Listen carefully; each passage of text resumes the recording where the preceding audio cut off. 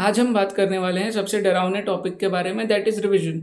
और ये वीडियो तुम्हारा वन स्टॉप सॉल्यूशन होने वाला है। हर एक चीज़ का इस वीडियो में हम एड्रेस कर रहे होंगे कि कैसे रिवाइज करना है, क्या रिवाइज करना है, कब रिवाइज करना है, और कॉमन मिस्टेक्स जो तुम करते हो ड्यूरिंग योर रिवीजन। और साथ में मैं शेयर करूंगा अपनी कुछ पर्सनल टिप्स एंड ट्रिक्स जो मैंने यूज़ करी थी अपने रिवीजन को आसान बनाने के लिए।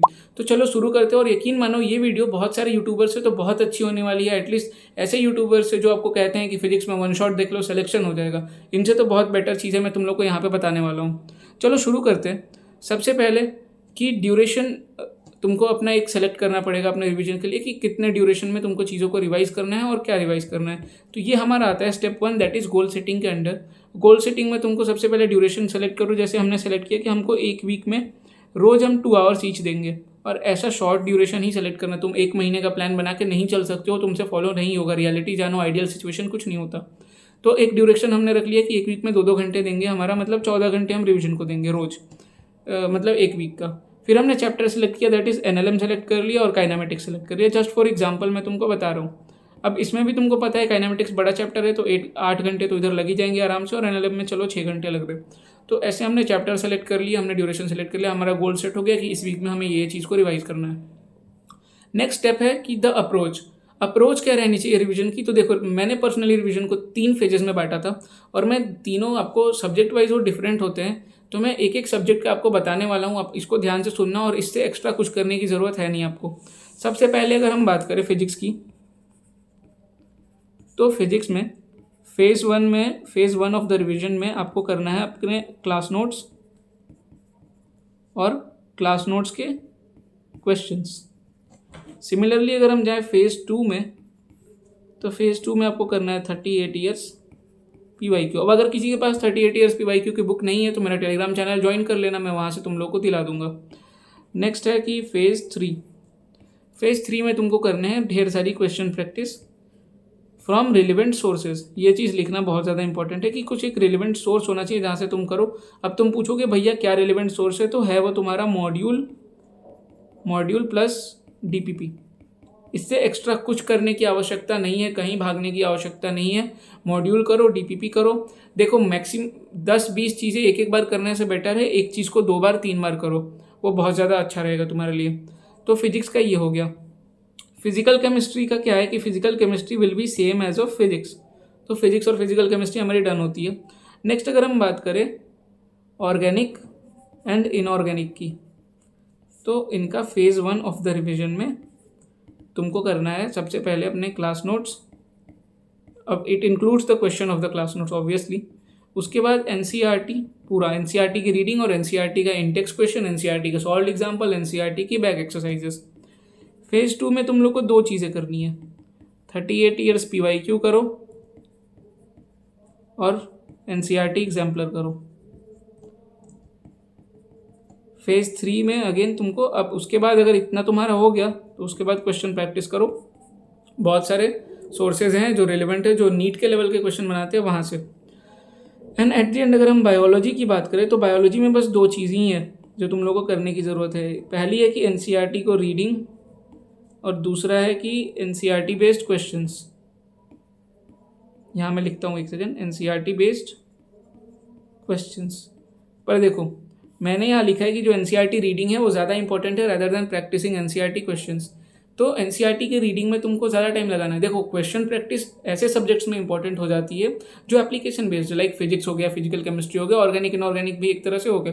पर जो सब्जेक्ट में तुमको एकदम रटना है चीज़ों को, उसमें जितनी मल्टीपल टाइम्स रीड करोगे उतना ज़्यादा बार तुमको कुछ हिडन या कुछ न्यू इन्फॉर्मेशन मिलेगा, और उतना ज़्यादा बार तुम उसको उतने अच्छे से तुम उसको रट पाओगे।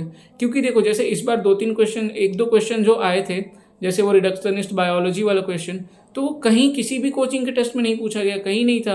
पर जो स्टूडेंट NCERT को मल्टीपल टाइम्स रीड किया होगा, जो वो पैराग्राफ को रीड किया होगा, जो वो इंट्रो को रीड किया होगा, उसको तो पता होगा। तो इसलिए NCERT रीडिंग को कभी भी ज़्यादा प्रायोरिटी देना rather than practicing NCERT based question practice करने हैं, पर रीडिंग और उसको रटना है NCERT को। हमें NCERT को तुम समझ के कॉन्सेप्चुअली नहीं दिमाग में रख सकते हो, तुमको रटना पड़ेगा। बहुत सारी चीज़ें हैं कि तुमको रटना पड़ेगा। तो NCERT की रीडिंग को ज़्यादा प्रायोरिटी देनी है। यहाँ तीनों सब्जेक्ट का क्लियर होता है। अब तुम लोग बोलोगे कि देखो, ये तो सब लोग बताते हैं, सो डिफरेंट क्या है मैं बताता हूँ। जो मैं चीज़ डिफरेंट करता था, सबसे पहला है, यहाँ लिखने दो मेरे को, डिफरेंट क्या है? सबसे पहला है कि जो तुम्हारे सोर्सेज होने चाहिए ना, वो एनसीईआरटी बेस्ड होने चाहिए, एकदम कंसाइज। तो मैं इसमें दो ही चीज़ यूज़ करता था। मैंने एनसीईआरटी के ऑर्गेनिक इनऑर्गेनिक में तो एनसीईआरटी के सारे सवाल करे हैं, और एनसीईआरटी की एग्जाम्पलर।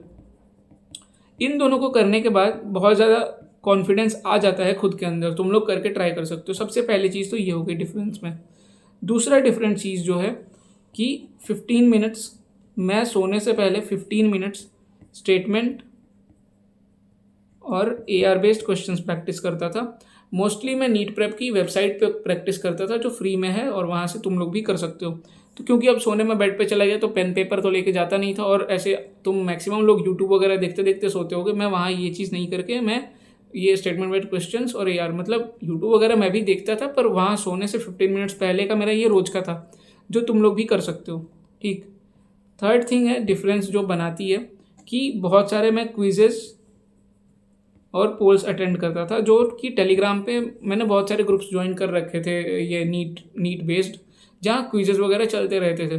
तो मैं उनको अटेम्प्ट करते रहता था। मतलब अगर मैं कहीं रास्ते में जा रहा हूँ तो फ़ोन खोल के देखा तो एक दो क्वेश्चन दिखे, उनको अटेम्प्ट कर लिया। अगर वो गलत हो गए तो उस टाइम में मेरे ध्यान में रहेगा कि हाँ ये चीज़ गलत हुई है। सही हो गए तो कोई बात नहीं है, सही हो गई।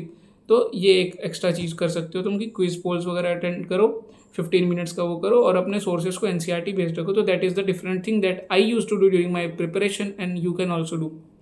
नेक्स्ट, अगर अब हम बात करें कि हमने अपना प्लान बना लिया, अप्रोच पता है हमें, अपने गोल सेटिंग कर लिया, एग्जीक्यूट कैसे करना है। अब एग्जीक्यूट करने के लिए तुमको उसको भी छोटे छोटे पार्ट्स में डिवाइड करो। अपने टू डू लिस्ट बनाओ एक रोज़ का, कि कैसे करना है, किस दिन कितना हमें पढ़ना है। जैसे एक दिन तुमने बना लिया कि हमें मोशन अंडर ग्रेविटी पढ़ना है, एक दिन का बना लिया कि हमें प्रोजेक्टाइल पढ़ना है। यानी छोटे छोटे पार्ट्स में जब तुम डिवाइड करके चीज़ों को करोगे ना, तो तुम्हारे ऊपर भी ज़्यादा बर्डन नहीं होगा। अब देखो, किसी को बोले कि तुमको एक वीक में काइनेमेटिक्स रिवाइज करना है, या फिर उसको बोले कि तुमको आज मोशन अंडर ग्रेविटी रिवाइज करना है, तो उसको मोशन अंडर ग्रेविटी आसान लगेगा, क्योंकि उसने वो डिवाइड कर दिया बहुत सारे छोटे छोटे पार्ट्स में। तो ऐसा टू डू लिस्ट बनाओ। दूसरा है कि एक ट्रैक रखो खुद के रिवीजन का, कि कब कौन सी चीज़ रिवाइज कर रहे हो। मेरे पास अभी मेरे नोट्स नहीं है, वरना मैं दिखाता। अब देखो, जब जो चीज़ रिवाइज करो ना, उसका डेट उसके ऊपर लिख दो। जैसे तुमने काइनेमेटिक्स रिवाइज किया मान लो 16 अक्टूबर को, तो काइनेमेटिक्स के ऊपर लिख दो कि 16 से 20 अक्टूबर के बीच में मैंने काइनेमेटिक्स रिवाइज किया। ऐसे क्लास नोट्स के ऊपर 16 ऑक्ट ऐसे करके लिख दो कि हाँ इस टाइम पे मैंने रिवाइज किया। ये आगे चल के ना नीट के टाइम तुम्हारा बहुत क्रूशियल होने वाला है, कि तुम्हारे पास ट्रैक रहेगा कि कौन सा चैप्टर कितनी बार रिवाइज किया है और कब कब रिवाइज किया है। तो तुमको पता लगेगा कि आगे इसमें रिविजन की आवश्यकता है भी कि नहीं है। तो ये करो। नेक्स्ट है कि मिनिमम 2 आवर्स ईच तो तुमको रिवीजन को देना ही पड़ेगा। उसके अगला चीज़ है कि टफ और ट्रिकी क्वेश्चंस जितने भी है तुम्हारे मॉड्यूल में है तुम्हारे, और या फिर जो स्टैंडर्ड क्वेश्चंस है उनको मार्क करके रख लो। क्योंकि जब नेक्स्ट टाइम ऐसे रिवीजन करते रहोगे तो हर एक क्वेश्चन को तुम रिवाइज नहीं कर सकते। तुमको वो टफ, ट्रिकी और स्टैंडर्ड क्वेश्चंस को हमेशा देख के चलना होगा। तो ये चीज़ को मार्क करके रख लो। जैसे जैसे स्टैंडर्ड क्वेश्चंस आते हैं कि एक बोट है, बोट में एक पत्थर है, वो पत्थर को पानी में डाला तो फिर क्या होगा। या फिर एक आइस है जो पानी में फ्लोट कर रहा है, अगर वो आइस मेल्ट होगा तो लेवल ऑफ वाटर क्या होगा। तो ऐसे स्टैंडर्ड क्वेश्चन इन सबको मार्क करके रखो, तो इनको देखो, या फिर जो तुमको पर्सनली टफ लगे। और नेक्स्ट थिंग है कि डिस्ट्रैक्शन को ओवरकम करो। और इसमें मैं बस अपना एक एग्जांपल दूंगा, मैं ज़्यादा कुछ बोलूँगा नहीं, बाकी तुम्हारे ऊपर है। मैंने 3 महीने के लिए अपना यूट्यूब डिसेबल करके रखा था। मुझे यूट्यूब की कोई ज़रूरत थी ही नहीं।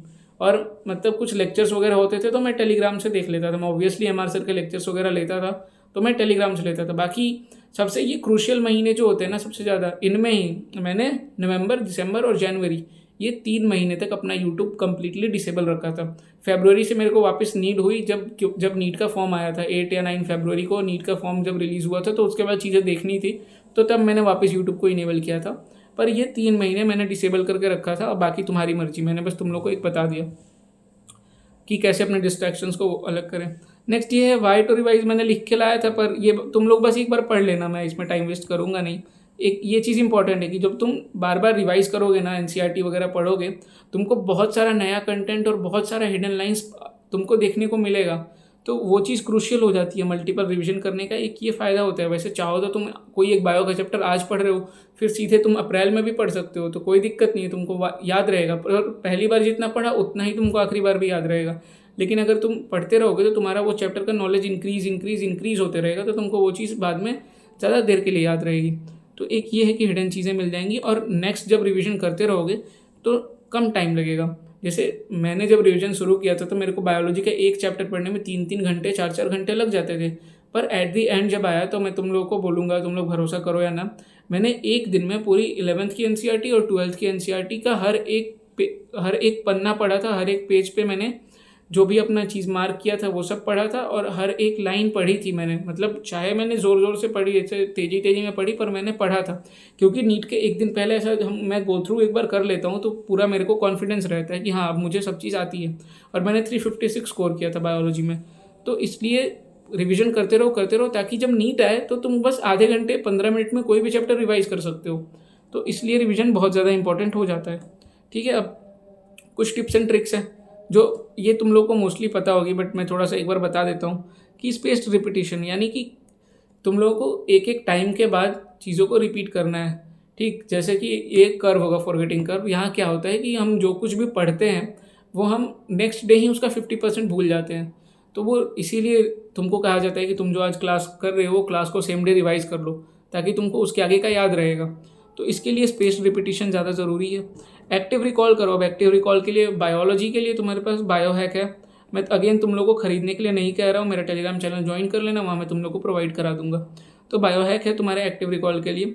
और एक सबसे कॉमन गलती जो बहुत एस्पिरेंट्स करते हैं, जो मैं खुद करता था, कि हर चैप्टर को इक्वली ट्रीट करना, जबकि ये बहुत ज़्यादा गलत है। हमें हर चैप्टर को इक्वली ट्रीट नहीं करना है। हमें हाई वेटेज वाले चैप्टर को ज़्यादा टाइम देना है, लो वेटेज वाले चैप्टर को कम टाइम देना है या नहीं भी देना है। अब जैसे आइसोमेरिज्म हो गया, जैसे इलेक्ट्रोमैग्नेटिक वेव्स हो गया, वहाँ से एक सवाल आता है या वो सवाल भी नहीं ही आता है, तो उन चैप्टर्स में हम 6 घंटे अगर डिवोट कर रहे हैं रिवीजन का, तो उसका कोई मतलब नहीं बनता है। रैदर देन हम काइनेमेटिक्स में डिवोट करेंगे वो टाइम, हम इलेक्ट्रोस्टैट्स में डिवोट करेंगे वो टाइम, तो ज़्यादा बेटर रहेगा। तो ये चीज़ को हमेशा ध्यान में रखना कि हाई वेटेज वाले चैप्टर को ज़्यादा टाइम देना। और तुमको पता कैसे चलेगा कि कौन सा चैप्टर हाई वेटेज है, कौन सा लो वेटेज है? तो इसके लिए तुम PYQs वगैरह देखो कि कौन सा चैप्टर बार बार फ्रीक्वेंटली पूछा जाता है, कहाँ से 5-5 6-6 सवाल आ जाते हैं। जैसे फ्लूइड मैकेनिक्स से 3-3 4-4 सवाल आ जाते हैं, तो उन सबको ज़्यादा टाइम देना। और नेक्स्ट थिंग है कि क्वेश्चन प्रैक्टिस। देखो ये मैंने ऊपर भी डिस्कस कर लिया, पर फिर बोल देता हूँ, फिजिक्स और केमिस्ट्री में क्वेश्चन प्रैक्टिस बहुत ज़्यादा इंपॉर्टेंट है। और बहुत अच्छे अच्छे सोर्सेज तुम देखना जो NCERT बेस्ड हो, जैसे तुम्हारा मॉड्यूल DPP, और क्वेश्चन प्रैक्टिस करना। ठीक, तो अब हम बात करेंगे कि मेरी कुछ पर्सनल ट्रिक्स थी जो मैंने यूज़ करी थी अपने रिवीजन को करने के लिए, और कैसे तुम उनको खुद यूज़ कर सकते हो। अभी थोड़ा बैकग्राउंड नॉइज आएगा, उसको इग्नोर करना, क्योंकि बगल में कुछ फंक्शन वगैरह चल रहा है। सबसे पहला है कि मैं क्या करता था। देखो, जब हम पहला दूसरा तीसरा रिवीजन कर रहे हैं तब तक ठीक है कि तुम पहले से पढ़ो। जैसे काइनेमेटिक्स एग्जांपल लेके बोलो तो तुम शुरू में पढ़ो, ठीक है, डिस्टेंस, डिस्प्लेसमेंट, वेलोसिटी, एक्सेलरेशन, ये ऐसे तुम चलो इस सीक्वेंस से। बट एट दी एंड जब उसके आगे रिवीजन करो 5वीं 6ठी बार, तो मैं क्या करता था, मैं पीछे से रिवाइज करता था। यानी मैं पहले प्रोजेक्टाइल मोशन देखता था, फिर मोशन अंडर ग्रेविटी देखता था, फिर ग्राफ देखता था, फिर उसके बाद एक्सेलरेशन, वेलोसिटी, डिस्प्लेसमेंट, ऐसे देखता था। अब ऐसा इंपॉर्टेंट क्यों हो जाता है? क्योंकि क्या होता है कि जब हम कोई चीज़ पहली बार रिवाइज कर रहे होते हैं, पहली दूसरी बार, तो ठीक है हम शुरू से पढ़ रहे हैं, और जो शुरू का आधा 1 घंटा होता है हमारा ब्रेन तब ज़्यादा अटेंटिव रहता है, तो शुरू की चीज़ें तो हमें बहुत अच्छे से समझ आती है। पर जब हम एंड तक जाते हैं तो हम थक जाते हैं। फिर क्या होता है कि हम जल्दबाजी में ऐसे ही निपटा देते हैं वो चीज़ को। तो वो चीज़ को अवॉइड करने के लिए तुम पहले तो शुरू से पढ़ो 2-3 बार, तो तुम्हारा मान लो डिस्प्लेसमेंट से लेके एक्सेलरेशन तक तुम्हारा बहुत अच्छा हो गया। फिर उसके बाद तुम क्या करो, पीछे से पढ़ो तो तुम्हारा प्रोजेक्टाइल मोशन और मोशन अंडर ग्रेविटी भी अच्छा हो गया। तो ऐसे करके तुम चीज़ों को कर सकते हो। पहला मेरा पर्सनल ट्रिक तो मैं ये यूज़ करता था। दूसरा है कि दूसरी चीज़ जो मैं यूज़ करता था अपने रिवीजन में, कि question practice NCERT based sources से ही ज़्यादा करता था। और NCERT का ही जो इन टेक्स्ट सॉल्व्ड और जो बैक एक्सरसाइजेस है, खासकर ऑर्गेनिक इनऑर्गेनिक में, उनको मैंने बहुत ज़्यादा इंपॉर्टेंस दी है। और उससे मेरा रिजल्ट, मेरे केमिस्ट्री में भी 160 आए थे। अगर मैं सिली मिस्टेक्स नहीं करता तो 175 होते। 2-3 ऐसा मैंने पढ़ने में मिस्टेक्स करे थे क्वेश्चंस को। तो ये एक और चीज़ मैं यूज़ करता था। और एक तो मैंने तुम लोगों को इसके पहले ही बता दिया कि वो 15 मिनट्स रोज़ का क्वेश्चन प्रैक्टिस वगैरह, तो उससे तुम्हारा रिवीजन हो जाएगा। बस मेन तो यही था ये कि पीछे से रिवाइज करने वाला। और टेस्ट पेपर्स, हाँ, एक और इम्पॉर्टेंट चीज़ मैं करता था कि मैं क्या करता था कि बहुत सारे कोचिंग के जो टेस्ट पेपर होते हैं ना, उनका एक सेक्शन, यानी कोई कोचिंग का एक रैंडम टेस्ट मैंने देखा टेलीग्राम पे, जिसमें सिर्फ पीरियोडिक टेबल के 45 क्वेश्चन उनको पूछे गए हैं। तो मैं वो टेस्ट पेपर उठाता था, वो पीरियोडिक टेबल का 45 क्वेश्चंस में कर लेता था, और इससे मेरा पीरियोडिक टेबल रिवाइज होता था बस रैंडमली। या फिर बायोलॉजी मेरी इतनी स्ट्रॉन्ग कैसे हुई? ऐसे ही हुई क्योंकि मैं बहुत सारे टेस्ट पेपर, अब फिजिक्स मेरे को बोरिंग लगती थी सॉल्व करना, तो मैं बहुत सारे टेस्ट पेपर्स लेता था, उनकी बायोलॉजी सेक्शन को कर लेता था। तो इससे मेरा बायोलॉजी रिवाइज होता था, और जो गलत होता था मैं NCERT एक बार खोल के देख लेता था। तो ऐसे तुम रिवीजन को कर सकते हो। दूसरा मैंने तुमको ये टेस्ट पेपर्स और तीसरा वो NCERT बेस्ड सोर्सेस। तो ये 3 चीज़ मेरी पर्सनल थी जो मैंने तुम लोग को शेयर कर दी। अब एट द एंड हम बात करेंगे कि क्या कॉमन मिस्टेक्स है जो एज अ नीट एस्पिरेंट मैं भी करता था और तुम लोग भी अभी करते होगे। सबसे पहले है कि डोंट एक्सेलरेट, यानी कि तुम लोग क्या करते हो कि तुम लोग जब रिवीजन कर रहे होते हो शुरू में तो बहुत अच्छे से करते हो, एक एक क्वेश्चन करते हो, एक एक लाइन पढ़ते हो, पर जैसे जैसे टाइम बीतते जाता है तुम कहते हैं जल्दी खत्म करते हैं, इसको हटाओ। वैसे करके तुम बहुत जल्दी जल्दी ऐसे खत्म कर देते हो, क्वेश्चन भी ढंग से सॉल्व नहीं करते हो। और NCERT रीडिंग में भी ऐसा ही, शुरू के पैराग्राफ्स बहुत अच्छे से पढ़ते हो पर एट दी एंड आते आते तुम लोग नहीं पढ़ते हो अच्छे से। और इसका नीट 2022 आई गेस में बहुत अच्छे से फ़ायदा उठाया था NTA वालों ने। उन्होंने मैक्सिमम क्वेश्चंस ऐसे दिए थे ना नीट 2022 में जो NCERT के पीछे वाली लाइन से है, मतलब एकदम या तो समरी हो गया या तो समरी के जस्ट ऊपर जो पैराग्राफ होता है वहाँ से क्वेश्चंस उठा के दिए थे, ये चीज़ को ही चेक करने के लिए। तो हमेशा धीरे धीरे पढ़ो, समझ आ रहा है तभी पढ़ो और एक्सेलरेट मत करो। सेकंड चीज़ है कि कॉन्सेप्चुअल अंडरस्टैंडिंग, चीज़ों को रटो मत डायरेक्टली। पहले अंडरस्टैंडिंग ज़रूरी है जब शुरू में रिवीजन कर रहे हो, बाद में जब एक बार तुमको अंडरस्टैंडिंग हो गई कॉन्सेप्चुअल चीज़ों की देन उसके बाद तुम रट सकते हो, जो स्टैंडर्ड रिजल्ट्स वगैरह हैं उन सबको रट सकते हो। नेक्स्ट है स्टे अवेयर ऑफ योरसेल्फ। हाँ, तुमको पता होना चाहिए कि तुम्हारा कौन सा चैप्टर वीक है, किसमें तुमको ज़्यादा टाइम देना है, तुम्हारा कौन सा चैप्टर स्ट्रॉन्ग है, तुमको किसमें कम टाइम देना है, और कौन से टॉपिक में तुम्हारे क्वेश्चंस फंसते हैं। ये सब चीज़ का तुमको अवेयर रहना चाहिए। और साथ में ये भी रहना चाहिए कि क्या तुमको नहीं आता है, क्योंकि अगर तुमको पता है, जैसे मुझे पता था कि मुझे ये RC LC सर्किट्स वगैरह हैं ये मुझे नहीं आते हैं, तो मैं पेपर में देखता था RC LC का क्वेश्चन, मैं उसको छोड़ देता था, मैं बाकी क्वेश्चन पे फोकस करता था। और बाद में अगर टाइम बचा तो मैं जाके वो RC LC का क्वेश्चन देखता था कि अगर मेरे से होने लायक होगा तो मैं करूँगा, नहीं होने लायक होगा तो मैं नहीं करूँगा। तो ऐसे करके हमें सेल्फ अवेयरनेस बहुत ज़्यादा ज़रूरी है। नेक्स्ट है कि revise only when you feel so, यानी तुम तभी रिवाइज करो जब तुम्हारा मन हो। रिवीजन को ऐसा बर्डन लेकर रिवाइज करोगे फिर मज़ा भी नहीं आएगा रिवीजन करने में और चीज़ें तुम्हारे दिमाग में बैठेंगी भी नहीं। जब तुम्हारा अंदर से मन हो कि हाँ चलो अभी रिवीजन कर लेते हैं ये 2 चीज़ों का 3 चीज़ों का, तो तभी बैठ के रिवाइज करो, तभी तुम्हारा ब्रेन एक्टिव रहेगा और तभी तुम चीज़ों को सीखोगे। ऐसे दिन भर किताब लेके बैठने से रिवीजन नहीं होता है, तो ये चीज़ को ध्यान में रखना। मैंने तुम लोगों को रिवीजन के रिलेटेड हर एक चीज़ बता दी ये 18-20 मिनट्स की वीडियो में। इसको अच्छे से फॉलो करना और अब इस टॉपिक पे तुम लोग को कोई दूसरी वीडियो देखने की ज़रूरत नहीं है। बाकी अच्छे से पढ़ाई करते रहो और अगर कुछ भी डाउट हो मेरे को टेलीग्राम पे मैसेज करो, मेरे से पूछो, मैं तुम लोग के लिए अवेलेबल हूँ तुम्हारे नीड तक। Thank you.